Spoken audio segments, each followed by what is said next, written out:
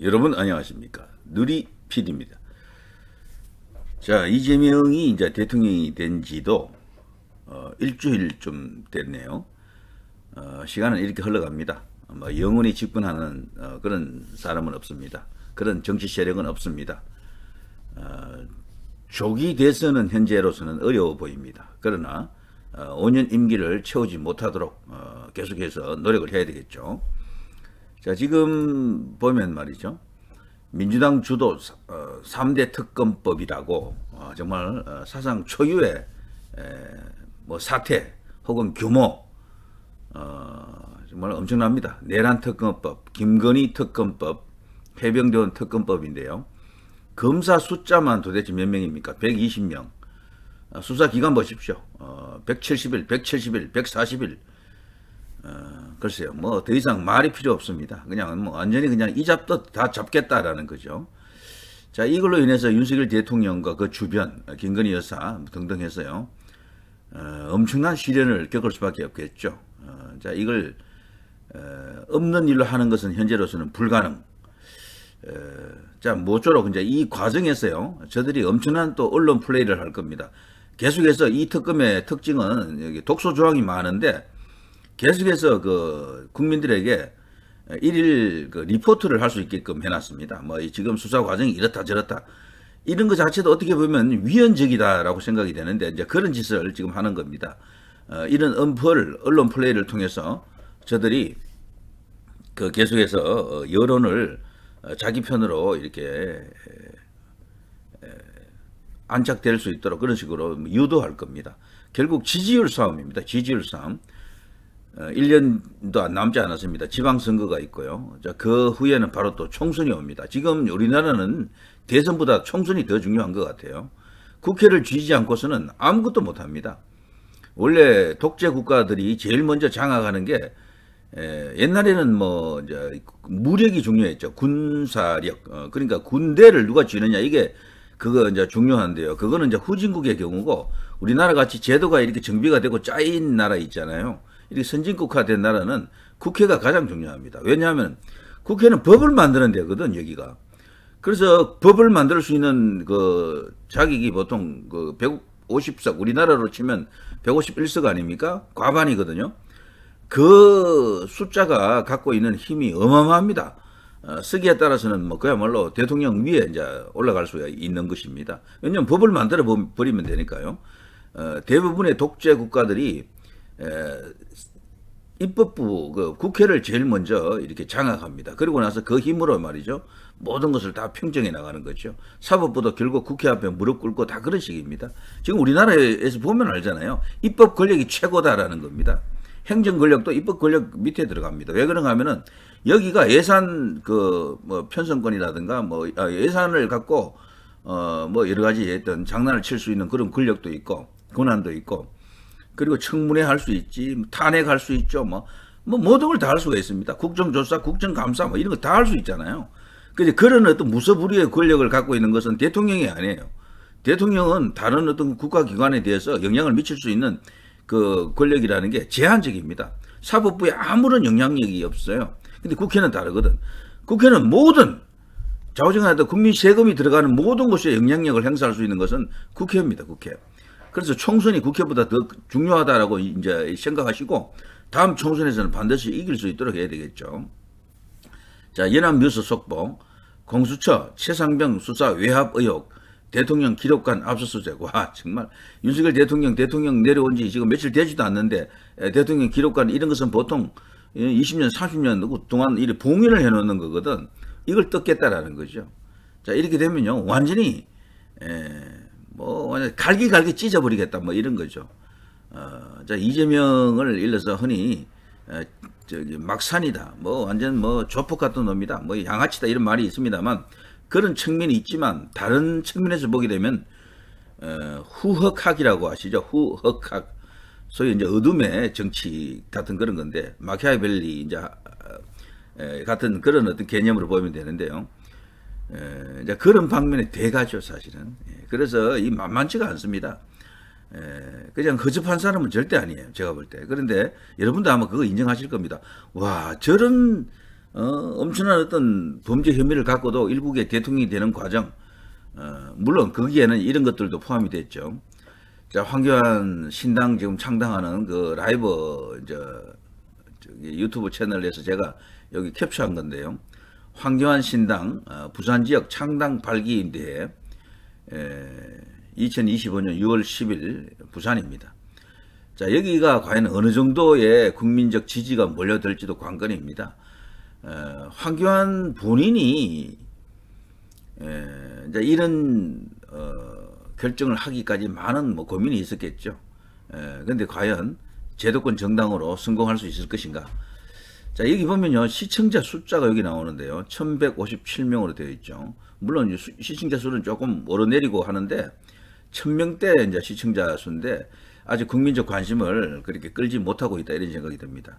그래서 우리 국민들이 의외로 이 부정선거에 대해서는요, 적극적으로 뛰어드는 사람은 많지 않은 것 같습니다. 그래서 이게 이제 앞으로 큰 과제인데 왜 이게 확산이 안 되고 불이 붙지 않느냐? 웬만한 사람은 다 알아요. 이제는 어떤 주장을 하는지도 다 알고 있고, 그런데도 왜 이게 제도권 내에서 해결이 되지 않고 왜 주요 언론들은 이걸 다루지 않느냐? 왜 정치인들이 이걸 언급하지 않느냐? 왜 불복 선언을 하지 않느냐? 이런 이야기인데요. 거기에 또 요즘 또 민경욱 전 의원이 또 아주 충격적인 이슈를 하나 발표했죠. 21대, 20대 사전 투표율이라고 하는데요. 이게 똑같다라는 겁니다. 이게 알고리즘이랄까, 세팅 값이랄까, 이런 것이 똑같이 나왔다라는 거죠. 사전 투표율이 이제 굉장히 중요한데, 시간대를 보면요, 1시간 단위로 똑같다, 이렇게 나오는 겁니다.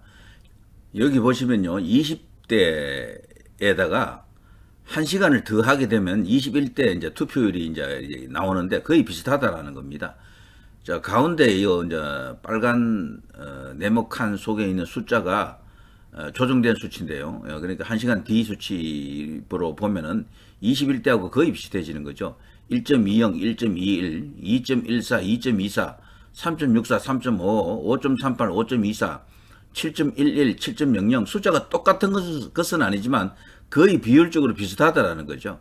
8.75, 8.70, 10.48, 10.51, 12.31, 12.34, 14.11, 14.05부터 해서 쭉 끝까지 가보면은 36.93, 34.74 약간의 차이는 있지만 거의 비슷한 알고리즘으로 비슷한 세팅 값으로 이렇게 볼 수 있는 게 이렇게 나왔다라는 겁니다. 그래서 일치율이 99.9, 99 뭐 이런 식으로 99.36, 36 뭐 이런 식으로 99%가 넘는다, 일치율이. 사실상 100%다 뭐 이렇게 주장합니다. 자, 오른쪽에 민경욱 6.3 대선 득표율에 대한 AI의 분석 결과 1.96이면 통계가 이상하다고 고개가 갸욱 그려지는 Z값이 무려 1.625, 1625.50이나 되니 AI도 할 말이 없단다. 통계적으로 분석한 결과 Z값 표준화 점수라고 있는데요, 1625.50이 나왔다. 이거는 뭐 거의 이제 이 자연계에서는 그리고 일반적으로는 일어날 수 없는 수치다, 이런 이야기입니다. 일반적으로 Z값이 플러스 마이너스 1.96 이상이면 95% 신뢰 수준에서 통계적으로 유의미한 차이로 본다. 그런데 이재명의 사전투표 득표율과 당일 투표 득표율 사이의 Z값은 무려 1625.5. 이는 통계적으로 설명할 수 없는 수준의 극단적인 차이. 두 투표 방식이 같은 모집단에서 무작위 추출된 결과가 아니다라는 결론을 강하게 시사한다. 결론: 이재명의 사전투표와 당일투표 간 득표율 격차는 통계적으로 우연히 발생할 수 없는 수준.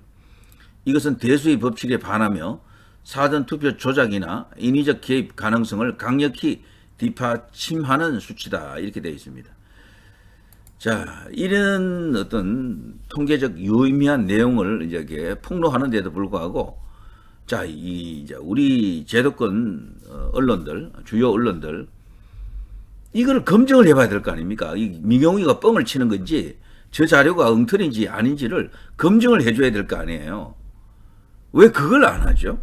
그냥 취급을 안 해, 그냥. 그리고 또 그 정치권도 그렇습니다. 이런 내용이 나오게 되면 너무 이상하지 않습니까? 어쨌거나. 그러면 조사해보자. 지금 현재 야당이 된 국민의힘에서 민주당 측에다가 제의를 해가지고 국정조사도 해볼 수 있고 여러 가지가 있거든. 그리고 또 특정한 국회의원이 나서서 말이죠. 언론을 상대로 뭔가 기자회견도 열 수 있고 뭔가 이렇게 언론 플레이를 할 수도 있단 말이죠. 이슈 파이팅을 할 수가 있는 겁니다. 근데 그런 거 하는 사람이 아무도 없어. 그런 국회의원이 없는 거야. 그러니까 지금 이렇게 황교안, 민경욱 이런 분들이 이런 이야기를 해도 그러니까 그 영역 안에서만 이야기되고 마는 거라고요, 지금. 이게 다 거짓말입니까? 그 없는 자료를 갖고 와서 지금 조작한 거예요, 저게? 그게 아니라면은 검증을 해봐야 될 거 아닙니까? 검증을. 근데 너무도 이런 이야기 말고도 이상한 어떤 그런 정황은 많거든. 그런데도 이것들이 선거 결과를 다시 이렇게 갈아엎는 그런 수준으로까지 가자면 아직도 가야 할 길이 멀고 해결해야 될 과제가 많습니다. 가장 중요한 것은 메인스트림에서 움직이지 않는다라는 거죠. 제도권 이 정치 세력들이 오불과는이다. 아예 뭐 본척도 안 한다. 주요 언론도 마찬가지다. 주요 언론뿐 아니고 대부분의 언론이 다 이렇죠. 여기에 반응하는 언론 자체가 거의 없고 100개의 언론이 있으면 뭐 한두 개가 반응할까 말까고요. 그러다 보니까 묻히고 있는데 글쎄요. 자, 부정선거가 아니다라고 해서 가만히 있는 겁니까? 이제 아니면은 부정선거 같지만 저런 것 자체도 결정적인 증거는 아니다라고 봐서 그런 건가요?